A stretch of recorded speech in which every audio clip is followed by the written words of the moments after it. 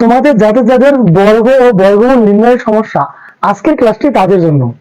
আজকের এই ক্লাসে আমি বর্গ কি, বর্গমূল কি এবং মৌলিক গুণনীয়ক ও ভাগের সাহায্যে কিভাবে পূর্ণবর্গ সংখ্যার বর্গমূল, পূর্ণবর্গ নয় এমন সংখ্যার বর্গমূল এবং দশমিক ভগ্নাংশের বর্গমূল নির্ণয় করতে হয়, এই বিষয়গুলো তোমাদের শেখাবো।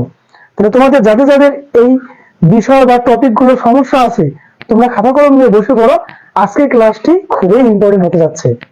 আচ্ছা, আমি শুরুতে তোমাদের বর্গ ও বর্গমূল বিষয়টি বোঝানোর চেষ্টা করি। আচ্ছা, বর্গটা আসলে কি একটা উদাহরণের সাহায্যে আমি দেখাই।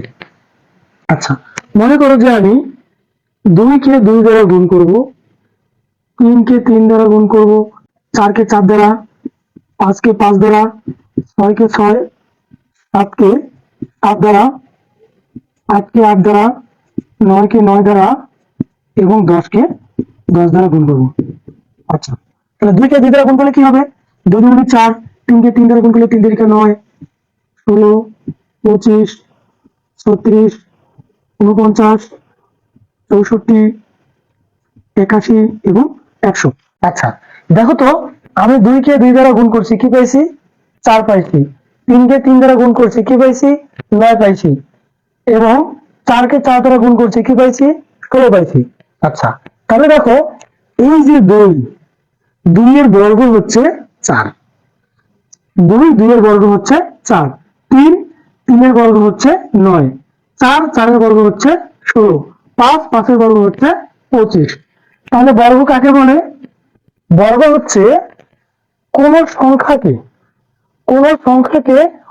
ওই সংখ্যা দ্বারাই বা সেই সংখ্যা দ্বারাই গুণ করলে যে গুণফল পাওয়া যায়, এই গুণফলটি হচ্ছে এই সংখ্যার বর্গ। আরেকবার আমি বলি, কোন সংখ্যাকে সেই সংখ্যা দ্বারাই গুণ করলে যে গুণফল পাওয়া যাবে, এই গুণফলটি হচ্ছে এই সংখ্যাটির বর্গ। অর্থাৎ 2 এর বর্গ হচ্ছে কত? 4। এরকম করে দেখো, কোন সংখ্যাকে সেই সংখ্যা দ্বারা গুণ করলে যে গুণফল পাবো, এই গুণফলটি হচ্ছে কি? 6 এর বর্গ। 6 এর বর্গ কত? 36। আর এই গুণফলের বর্গমূল হচ্ছে কত? 2। এই গুণফলের বর্গমূল কি? 6। অর্থাৎ কোন সংখ্যাকে ওই সংখ্যা দ্বারা গুণ করলে যা পাবো, ওইটা হচ্ছে কি? ওই সংখ্যার বর্গ। আর যে সংখ্যাটা দিয়ে আমি বর্গটা পাইছি, তাহলে ওই সংখ্যাটা হচ্ছে কি? এই বর্গটা বর্গমূল। তাহলে 2 এর বর্গ হচ্ছে 4 আর 4 এর বর্গমূল হচ্ছে 2।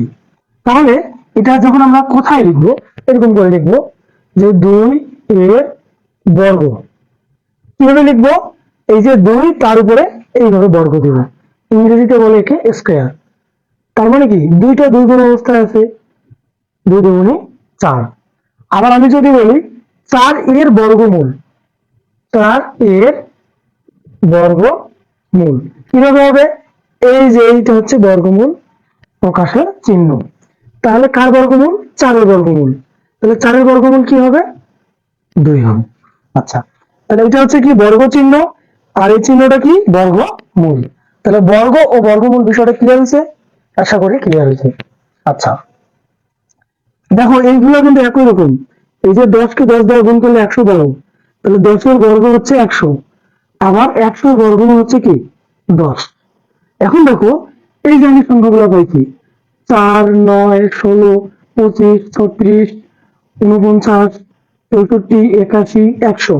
আচ্ছা, 1 কে 1 দ্বারা গুণ করলে কিন্তু আমরা একই পাবো। এখন দেখো, এই যে সংখ্যাগুলা, এই 4, 9, 16, 25, 36, এই সংখ্যাগুলোকে বলে পূর্ণবর্গ সংখ্যা। এই সংখ্যাগুলোকে বলে পূর্ণবর্গ সংখ্যা। কেন পূর্ণবর্গ সংখ্যা? কারণ এই সংখ্যাগুলোর বর্গমূল একটি পূর্ণ সংখ্যা। তাহলে যে যে সংখ্যাগুলোর বর্গমূল একটি পূর্ণ সংখ্যা, ওই সংখ্যাগুলোকে বলা হচ্ছে পূর্ণবর্গ সংখ্যা। তাহলে 1 থেকে 100 পর্যন্ত এই যে দেখো, এই 10টি হচ্ছে কি? পূর্ণবর্গ সংখ্যা। এখন দেখো, 9টা কি? পূর্ণবর্গ সংখ্যা। কেন পূর্ণবর্গ সংখ্যা? কারণ 9 এর বর্গমূল 3, যা পূর্ণ সংখ্যা। এখন যদি আমি বলি 10 এর বর্গমূল নির্ণয় করো, তাহলে কিন্তু তখন আমরা এই 10 এর বর্গমূল পূর্ণ সংখ্যা পাবো না, অর্থাৎ ভগ্নাংশ সংখ্যা পাবো। তাহলে 10 পূর্ণবর্গ সংখ্যা নয়। তাহলে বিষয়টা কি দাঁড়ালো, যে যে সকল সংখ্যার বর্গমূল একটি পূর্ণ সংখ্যা, ওই সংখ্যাগুলোকে বলা হচ্ছে পূর্ণবর্গ সংখ্যা। যেমন আরো আছে, তুমি 11 গুণ করো, 11 11 121 হবে, 12 12 গুণ করো, 12 12 144 হবে, তারপরে 13 13 গুণ করো, 13 13 কত হবে, 169। আচ্ছা, এরকম করে আমরা কিন্তু পূর্ণবর্গ সংখ্যাগুলো পাবো। আচ্ছা, এখন এগুলো তো ছোট ছোট সংখ্যা, এই জন্য আমরা সহজেই কোন সংখ্যার বর্গমূল অথবা কোন সংখ্যার বর্গ বের করতে পারতেছি। কিন্তু যখন বড় বড় সংখ্যা হবে তখন আমরা কিভাবে বের করবো? আচ্ছা, এই যে বর্গ এবং বর্গমূল বের করার নিয়মগুলোকে দুই ভাগে ভাগ করা হয়েছে, একটা মৌলিক গুণনীয়কের সাহায্যে আর একটা ভাগের সাহায্যে। আমি দুইটা নিয়মেই তোমাদেরকে কোন সংখ্যার বর্গমূল নির্ণয় করা শেখাবো। আচ্ছা, তাহলে তোমরা যারা ক্লাসটি দেখতেছো খাতা কলম নিয়ে বসে পড়ো, এখন আমরা প্র্যাকটিস করব। আমার কথা কি বোঝা যাচ্ছে? আমি আবার বলতেছি, তুমি খাতা কলম নিয়ে বসে পড়ো, এখন আমরা প্র্যাকটিস করব। আচ্ছা, শুরুতে আমি একটা অঙ্ক নেই, যেমন 3136। আচ্ছা, কিসের সাহায্যে? আমরা মৌলিক গুণনীয়কের সাহায্যে আগে বর্গমূল নির্ণয় করব। মৌলিক গুণনীয়কের সাহায্যে নির্ণয় করবো। আচ্ছা, মৌলিক গুণনীয়কের সাহায্যে আমরা বর্গমূল নির্ণয় করবো। এখন মৌলিক গুণনীয়ক কোনগুলো? এখন এখন জানতে হবে যে মৌলিক সংখ্যা কাকে বলে। যে 2 3 5 7 11 13 17, অর্থাৎ যে সংখ্যাগুলোকে ভাঙানো যাবে না, অর্থাৎ 2 এর চেয়ে 1 এর চেয়ে বড় যে সকল সংখ্যার 1 এবং ওই সংখ্যা ছাড়া আর কোনো সাধারণ গুণনীয়ক নেই, তাদেরকে কি বলা হচ্ছে? মৌলিক সংখ্যা বলা হচ্ছে। তাহলে মৌলিক সংখ্যা 1 থেকে 100 পর্যন্ত 25টা মৌলিক সংখ্যা আছে। এই সংখ্যাগুলোই হচ্ছে কি, এই সংখ্যাগুলো দিয়ে যদি আমরা ভাগ করি তাহলে কিন্তু আমরা মৌলিক গুণনীয়ক পাবো। আচ্ছা, তাহলে আমি যে অঙ্কটা শুরুতে করাবো সেটা হচ্ছে যে 3136। তাহলে প্রশ্নটা কি? প্রশ্নটা হচ্ছে 3136 এর বর্গমূল নির্ণয় করো। এর বর্গমূল নির্ণয় করো। আচ্ছা, আমরা কিসের সাহায্য করব? মৌলিক গুণনীয়কের সাহায্য করব। এর জন্য আমাদের কি করতে হবে? মৌলিক সংখ্যা দিয়ে ভাগ করতে হবে। আচ্ছা, দেখো এটা তো জোড় সংখ্যা না, তার মানে কি 2 দিয়ে ভাগ যাবে। তাহলে 2 দিয়ে ভাগ দিলে কি হচ্ছে? আমি একটু ক্যালকুলেটর সহযোগিতা নেই, খুব তাড়াতাড়ি হয়ে যাবে। আচ্ছা, 3136 ভাগ 2, 1568। 1568, এটা যেহেতু জোড় সংখ্যা, আবার 2 দিয়ে আমরা ভাগ দিব। অ্যান্সার ভাগ 2 784। আবার আমরা 2 দিয়ে ভাগ দিব, ভাগ 2 392। আবার 2 দিয়ে ভাগ যাবে, যেহেতু জোড় সংখ্যা, ভাগ 2 196। আবার 2 দিয়ে ভাগ দিব, ভাগ 2 98 বেরিয়েছে। আবার 2 দিয়ে ভাগ দিব, ভাগ 2 49। 49 কি দিয়ে ভাগ যায়? 3 দিয়ে যাবে না, তারপরে 5 দিয়ে যাবে না, 7 দিয়ে যাবে। 7 7 49। তাহলে দেখো তো, এই যে আমরা সংখ্যাগুলো পাচ্ছি 2 2 2 2 2 7 7, এগুলো কি? এগুলো মৌলিক গুণনীয়ক না? এগুলো যদি আমি আবার গুণ করি তাহলে এই সংখ্যাটি পাবো। এখন দেখো, আমি কিন্তু মৌলিক গুণনীয়ক গুলো বের করছি, এইগুলোর সাহায্যে কিন্তু আমি কি নির্ণয় করবো?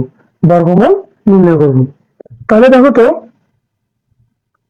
3136, দেখো 3136 এর মৌলিক যে গুণনীয়ক গুলো আছে এগুলো আমরা লিখবো। 2 গুণন 2, 1 2 3 4 5 6টা 2, 1 2 3 4 5 6টা, 7 হচ্ছে কয়টা? 2টা। আচ্ছা, এখন দেখো, এই যে এগুলাকে আমরা জোড়া জোড়া আকারে নিব। কিভাবে নিব?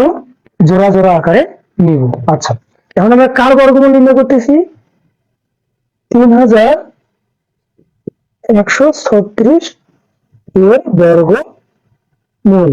একটু আগে আমি দেখালাম যে বর্গমূল প্রকাশের চিহ্ন, যে এটা হচ্ছে বর্গমূল, ইংরেজিতে বলা হয় রুট। 3136 এর বর্গমূল। কি করব, এই প্রত্যেক জোড়া থেকে একটা একটা করে নিব।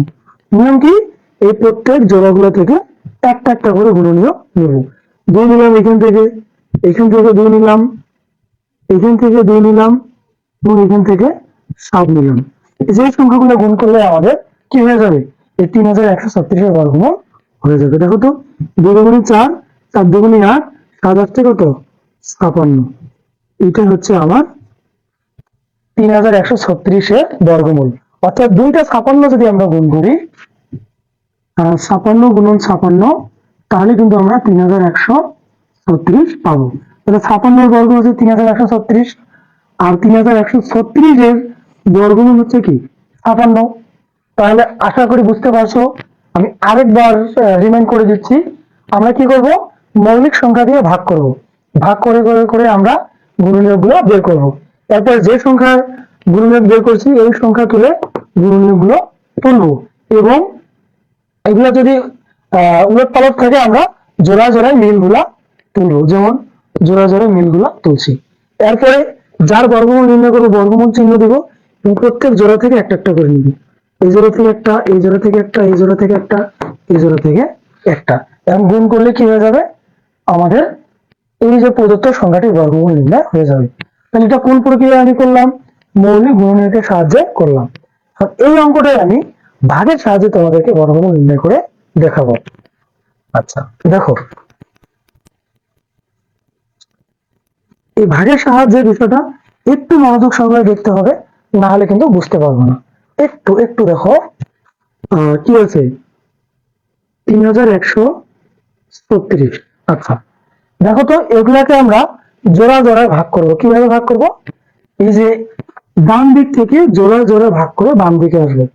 এই যে জোড়া, এই যে জোড়া, বিজোড় সংখ্যা আছে কি নাই। এখন কি করব, এই দিকে টান দিব। এখন দেখো, সর্বপ্রথম এই বাম দিকে জোড়াটার আমরা কাজ করব, কিংবা যদি এখানে আরেকটা সংখ্যা থাকতো এই বিজোড় সংখ্যাটার আমাদের কাজ করতে হতো। আচ্ছা এখন দেখো, এই যে এই জোড়াটা কত, 31 না।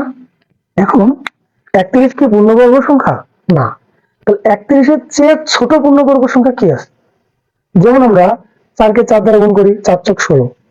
31-এর চেয়ে ছোট কিন্তু কাছাকাছি যাইতে হবে। 5-কে 5 দ্বারা গুণ করি, কি হবে, 5-5-এ 25।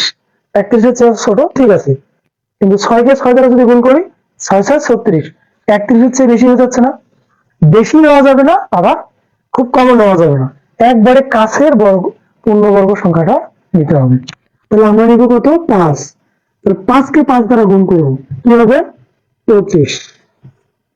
6 কেন নিলাম না, কারণ যদি আমি যদি 6 নিই, তাহলে 6-কে 6 দ্বারা গুণ করবো, 6-6 36, যা 31-এর চেয়ে বেশি হয়ে যাচ্ছে। এখন আমাদের কি নিতে হবে, 5 নিতে হবে। তাহলে যে সংখ্যা নিব ওই সংখ্যাকে ওই সংখ্যা দ্বারা গুণ করবো, কি করলাম, 25। এখন আমরা বিয়োগ করবো, 5 থেকে 11 আমাদের তো কত, 6, হাতে 1, 1 আর 2 3 মিলে গেছে। আচ্ছা এবার কি করবো, দেখো এখানে একটা লম্বা টান দেবো। এইবার এখানে যা সংখ্যা পাইছি এতে 2 দ্বারা গুণ করবো। তাহলে 5-কে 2 দ্বারা গুণ করতো, 5 দুগুণী 10। তারপরে পরের জোড়াটাকে আমরা নামাই নিয়ে আসবো কত, 36। তাহলে সম্পূর্ণ সংখ্যাটি কত হলো, 636। এখন দেখো, এইখানে একটা টার্নিং পয়েন্ট আছে, এইখানে যা নিব এইখানেও তাই নিব, আবার এখানে যা নিছি ওই সংখ্যাটা দিয়ে এই পুরো সংখ্যাটাকে গুণ করে এর কাছাকাছি যাইতে হবে, বা একে এর সাথে মিলাইতে হবে। তাহলে দেখো তো কি নেওয়া যায়, আমি একটা একটা করে নিয়ে দেখাই। যদি আমি 1 নিই, তাহলে কি হচ্ছে, 101। 101-কে 1 দ্বারা গুণ করলে কি হয়ে যাচ্ছে, আর ছোট হয়ে যাচ্ছে না। যদি আমি 2 নিই, তাহলে কি হচ্ছে, 204, ছোট হয়ে যাচ্ছে। যদি আমি 3 নেই, দেখো 3-কে 2 দ্বারা গুণ করবো, 3 দুগুণী 6, 3 দিয়ে 0-কে গুণ করবো, কি হবে, 3 0 0। 3-কে 1 দ্বারা গুণ করবো, 3-ওকে 3, কি কাছাকাছি গেছে, যায় নাই। আচ্ছা তাহলে আমরা কত নিব, 5 দিয়ে নিই একবারে, বা 6 দিয়ে নিই, কারণ 6 দিয়ে উত্তরটা হবে। 6-কে 2 দ্বারা গুণ করি, 6 দুগুণী, এখানে তাহলে 6 হচ্ছে, হ্যাঁ 6-কে আমরা 6 দ্বারা গুণ করবো, 6 6 36-এ 6, হাতে 3, 6 0 শূন্য হাতের 3 থাকে, আবার 6 6। দেখো তো মিলে গেল না? তাহলে উত্তরটা কি আসলো? উত্তরটা আসলো 56। আমার মনে হয় বিষয়টা ভালো করে ক্লিয়ার হতে পারো নাই। আমি আরেকটা উদাহরণ দিয়ে তোমাদেরকে ভালো করে বোঝানোর চেষ্টা করতেছি। আচ্ছা দেখো এবার,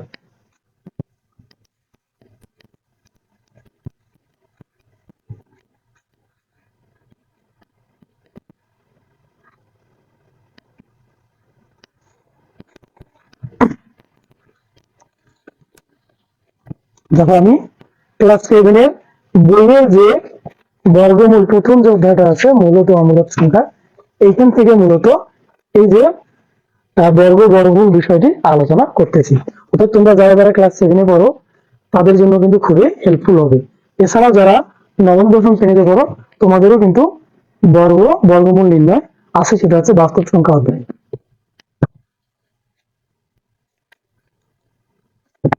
আচ্ছা আমি একটা উদাহরণ তুলে বোঝানোর চেষ্টা করি।